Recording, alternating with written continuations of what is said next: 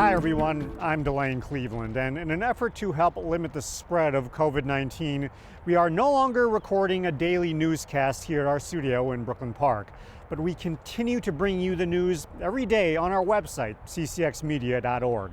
Here are a few of the stories that showcase how people are adapting to this temporary normal. Hello everyone, I'm Shannon SLATTON for CCX News. Memorial Day is a day to remember those who have fought and died for our country. But for the first time in many years, there will not be a Memorial Day service here at Mound Cemetery in Brooklyn Center. Volunteers, however, from Brooklyn Center American Legion are still decorating the graves of veterans at Mound Cemetery, which is more than 150 years old. Some of Minnesota's earliest settlers are buried here, as well as veterans who fought in the Civil War, Spanish-American War, and more. Decorating the graves with flags is always a painstaking process, as many of the graves are old and not well marked. However, this is a way to honor those who served. There may be families that come out to visit the grave on Memorial Day, and it's just right to have a flag in front of it. So, for more local stories like this one, make sure you check out our website, ccxmedia.org. In Brooklyn Center, Shannon SLATTON, CCX News.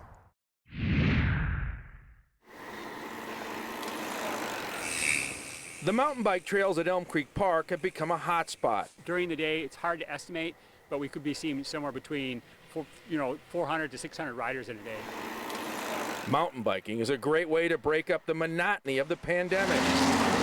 Elm Creek is an easy escape for people tired of being cooped up. I think people are just looking for experiences, right? They want to get outside, whether it's hiking or biking or just getting out in the woods. So mountain biking is one of those opportunities. Biking in general is exploding. As soon as we get them in, they're gone. At ERIK'S bike shop in Maple Grove, sales are skyrocketing. COVID-19 has been a game changer.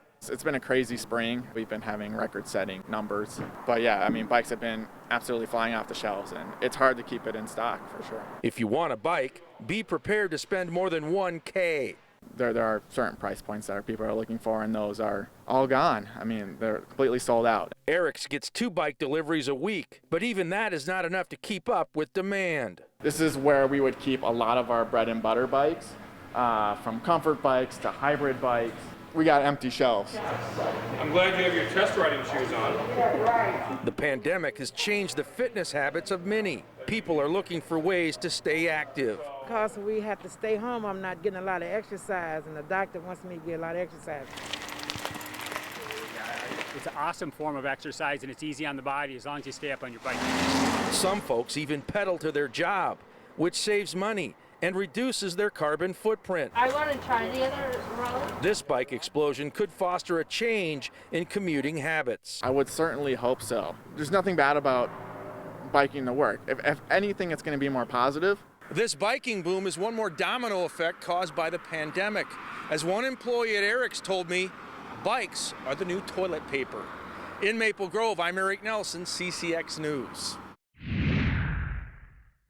I think the thing I like most about it is that we have regular visitors. Every morning about 9 o'clock, the squad flies in, and it's the same cardinal couples and the same sparrow couples and the same finch couples, and it's like seeing your neighbors. Robbinsdale resident Jenny EDSTROM echoes how a lot of backyard bird watchers feel. And since we've all been told to stay at home, there seems to be a renewed interest in observing our feathered friends. Right now, folks are probably in the yard way more than they were in the past. Before, they may have been running errands and doing those things and not taking the advantage of just kind of sitting still and enjoying their yard.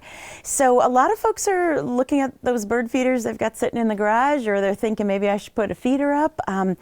To make it really easy, get black oil sunflower seed, the preferred seed of birds. Because who doesn't like sunflower seeds, right? Straight black oil sunflower seeds will draw a wide variety of birds. And some other entertaining little fellows, too. Also, using straight sunflower seed will ensure virtually zero waste. All of it will be eaten. If you opt for a wild bird mix, make sure you read the label on the bag. Many blends use a lot of filler, such as red Milo. Think of red Milo as the turnips and beets of the bird food buffet bar. Nobody likes them, and you'll find a lot of them left over in your feeder. However, both red and white millet are a favorite food of ground feeders like Juncos. I like seeing the kind of changes that happen over the season. So, for example, goldfinches get really kind of bland looking in the winter, but then when spring comes, they just are so bright and so cheerful. You are probably re-seeing that beautiful yellow goldfinch and thinking, they're back and they've been here. We're just celebrating that they're in that breeding colors. As far as feeders go, a couple of different styles of feeders will fill the bill. Simple tube feeders accommodate multiple smaller birds, and larger house-style feeders, or even tube feeders with platforms, give larger birds a place to perch. You can get your hummingbird feeder out right now. They are already back in the area. Rose-breasted grosbeaks are due to come to your feeder. We're seeing songbirds coming up from the south that we don't normally see at any other time. And so we have warblers now coming. We have different types of sparrows other than the normal house sparrows that we have. The joy is in trying something and observing, paying attention to what's going on in your yard, seeing the patterns the birds are using. All over the Northwest Metro in search of urban wildlife, I'm Neil Persley, CCX News. Find more local news stories at ccxmedia.org and follow us on social media.